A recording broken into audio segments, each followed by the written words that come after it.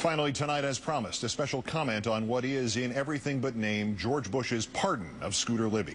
I didn't vote for him, an American once said, but he's my president and I hope he does a good job. That, on this eve of the 4th of July, is the essence of this democracy in 17 words.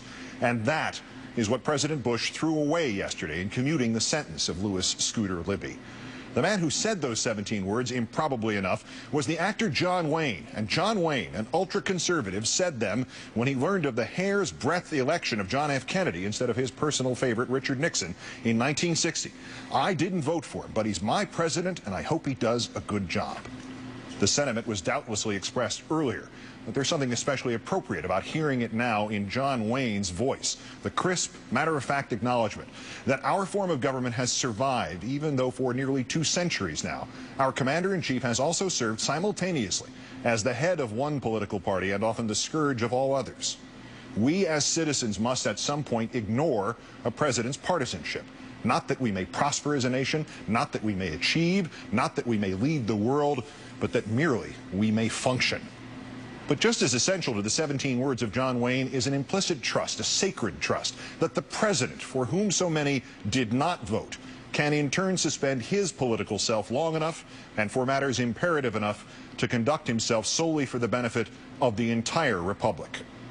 Our generation's willingness to state we didn't vote for him, but he's our president and we hope he does a good job, was tested in the crucible of history and far earlier than most, and in circumstances far more tragic and threatening. And we did that with which history tasked us. We enveloped our president in 2001. And those who did not believe he should have been elected, indeed those who did not believe he had been elected, willingly lowered their voices and assented to the sacred oath of nonpartisanship. And George W. Bush took our assent and reconfigured it and honed it and sharpened it to razor-sharp points and stabbed this nation in the back with it.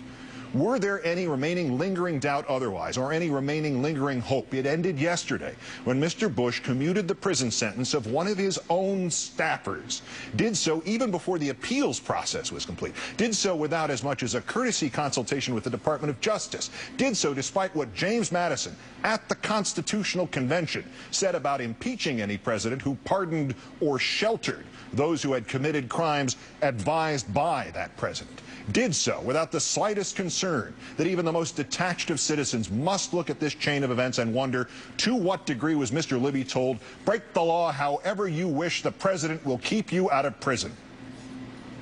In that moment, Mr. Bush, you broke that fundamental compact between yourself and the majority of this nation's citizens, the ones who did not cast votes for you.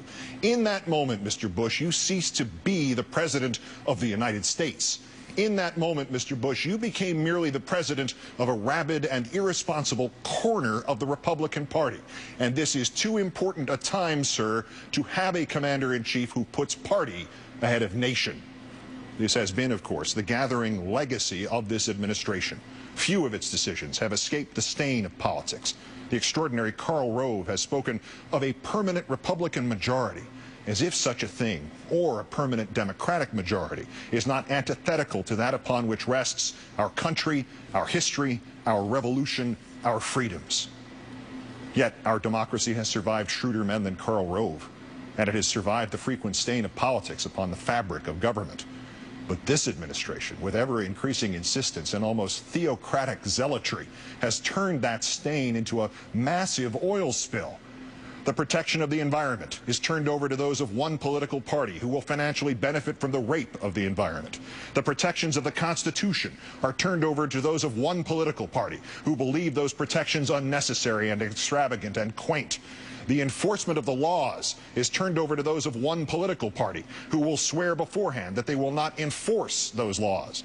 The choice between war and peace is turned over to those of one political party who stand to gain vast wealth by ensuring that there is never peace but only war.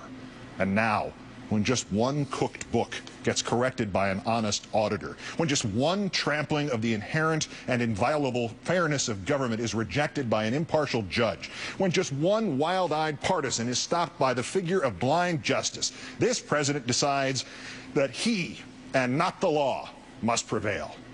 I accuse you, Mr. Bush, of lying this country into war.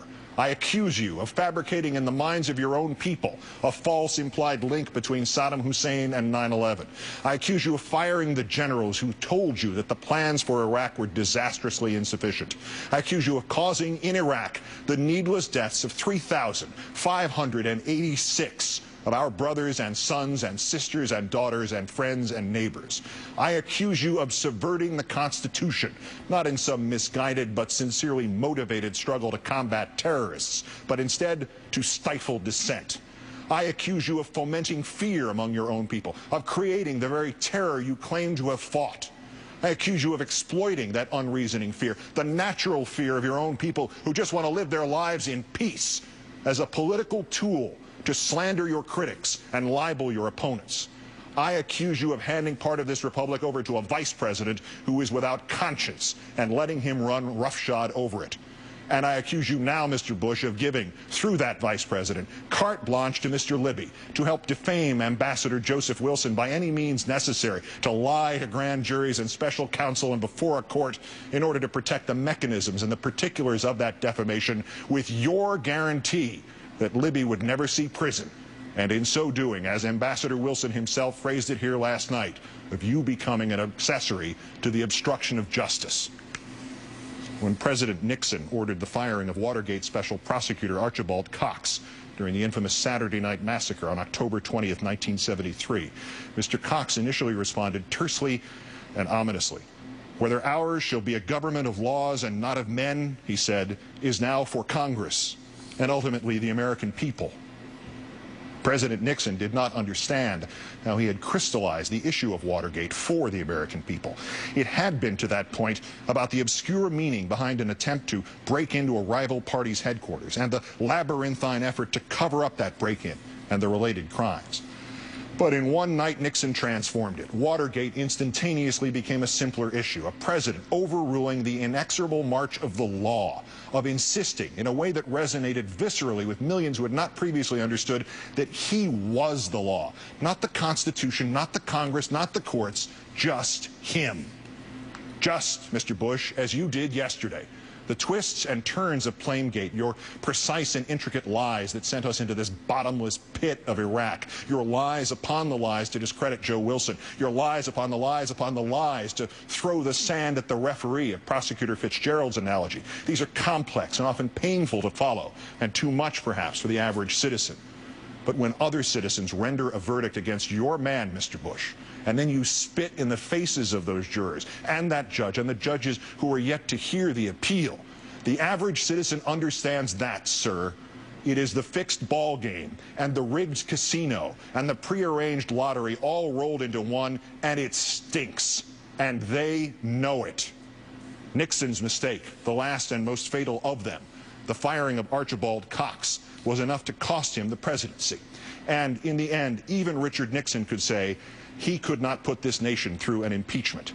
It was far too late for it to matter then. But as the decades unfold, that single final gesture of nonpartisanship, of acknowledged responsibility not to self, not to party, not to base, but to country, echoes loudly into history. Even Richard Nixon knew it was time to resign. Would that you could say that, Mr. Bush, and that you could say it for Mr. Cheney. You both crossed the Rubicon yesterday. Which one of you chose the route no longer matters. Which is the ventriloquist and which is the dummy is now irrelevant. But that you have twisted the machinery of our government into nothing more than a tawdry machine of politics is the only fact that remains relevant. It is nearly July 4th, Mr. Bush, the commemoration of the moment we Americans decided that rather than live under a king who made up the laws or erased them or ignored them or commuted the sentences of those rightly convicted under them, we would force our independence and regain our sacred freedoms.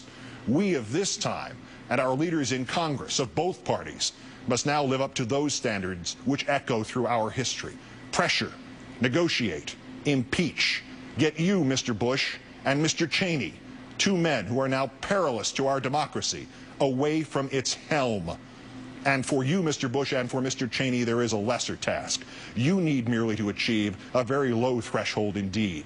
Display just that iota of patriotism which Richard Nixon showed on August 9th, 1974. Resign and give us someone, anyone, about whom all of us might yet be able to quote John Wayne and say, I didn't vote for him, but he's my president, and I hope he does a good job. Good night and good luck.